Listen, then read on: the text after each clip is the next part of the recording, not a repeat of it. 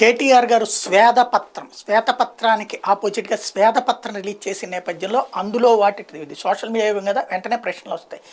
1,00,000 కోట్లకు పైగా విద్యుత్ మార్పుల కోసం చేశామన్నటువంటి వేళ దాన్ని నిలదీస్తున్నటువంటి వాళ్ళు ఏమడుగుతున్నారంటే, తెలంగాణ రాష్ట్రం ఏర్పాటు చేసినప్పుడు విద్యుత్ ఉత్పత్తి 7,778 మెగావాట్లు, అయితే ఇప్పుడు 19,475 మెగావాట్లు అప్పుడు అద్భుతంగా సాధించారని చెప్పుకొచ్చారు మన కేటీఆర్. ఇది మా సాధ్యం కాదా అని.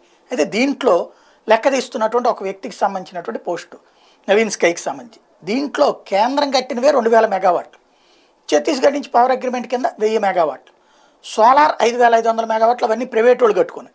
దీని ఎఫిషియన్సీ 25% ఉంటుంది, అంటే 1,375 మెగావాట్లు. ప్రభుత్వం కట్టినవి మాత్రం 3,500 మెగావాట్లు. దీనికి ఒక 35,000 కోట్లు ఖర్చు అనుకుందాం.